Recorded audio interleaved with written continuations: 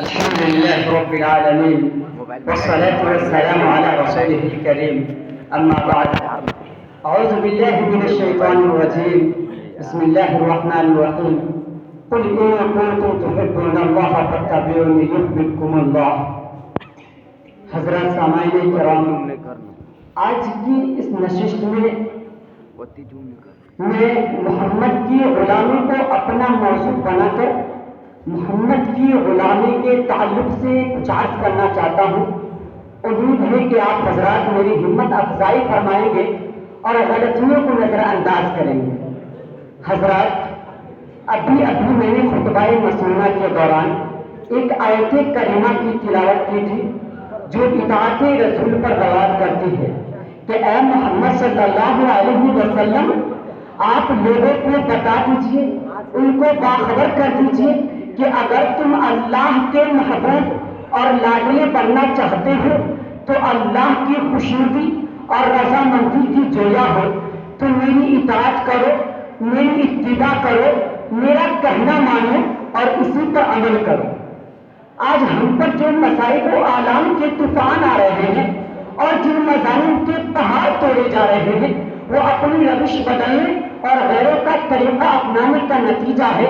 اس لیے کہ یہ ایک حقیقت ہے کہ انسان جب راہ راست سے ہٹتا ہے تو بھٹکتا ضرور ہے، اور جب بھٹکتا ہے تو در بدر کی ٹھوکریں کھانا ان کا مقدر بن جاتا ہے. بلبلان گلشن اسلام، آج کے اس دور میں ہم یورپ کے دل دادا اور مغرب کی پرستار بن گئے. اس کی انٹھی تقلید کو اپنی لیے باعث فخر و عزت سمجھنے لگے. اس کے برعکس اپنے آپ کو اس کے فیشن میں اپنے آپ کو رنگ دینے کی کوشش میں لگ گئے. حضور کی پیروی سے پہلے تری برتنے لگے.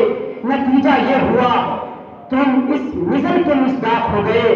کوا چلا ہنس کی جال اور اپنی چال بھول گیا. خدا اس کو تاہی نظر انسان کو سمجھ دے جس کا ذوق فاسد ہو گیا.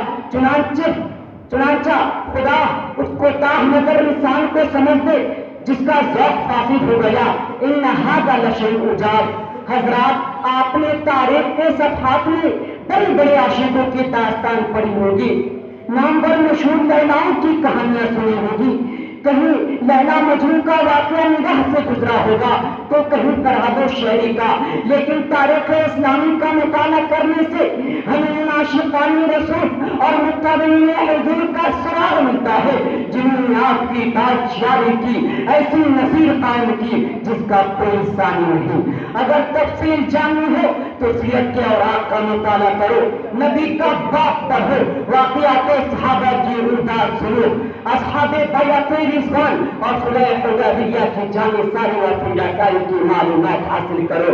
اے خواب غفلت میں پڑا ہوا انسان، اٹھ، ہوش کے ناخن لے، غیروں کی روش چھوڑ دے، دشمنان اسلام سے رخ موڑ لے، شریعت محمدیہ سے رشتہ جوڑ لے، اطاعت رسول کو اپنا پیشوا بنا لے، ورنہ یاد رکھ نہ تو تجھے دنیا میں کامیابی ملے گی اور نہ ہی آخرت میں. حضرات، میں صاف آپ کو تو کہہ دینا چاہتا ہوں کہ کوئی قوم اللہ کے رسول کے طریقوں کو چھوڑ کر راہ سنت سے ہٹ کر سربلند نہ ہوئی اور نہ ہو سکتی ہے، بلکہ اس کا ایمان ہی اس وقت تک کامل نہیں ہو سکتا جب تک کہ وہ رسول کی اطاعت، جب تک کہ وہ اپنے رسول کی اطاعت اور آپ سے محبت نہ کرے.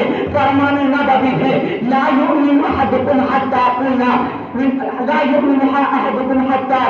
احب الیہ من والدہ وولدہ والناس اجمعین، کہ تم میں سے کوئی کامل ایمان والا اس وقت تک نہیں ہو سکتا جبکہ میں اس کو اس کے آل و اولاد اور تمام لوگوں سے بڑھ کر محبوب نہ ہو جاؤ.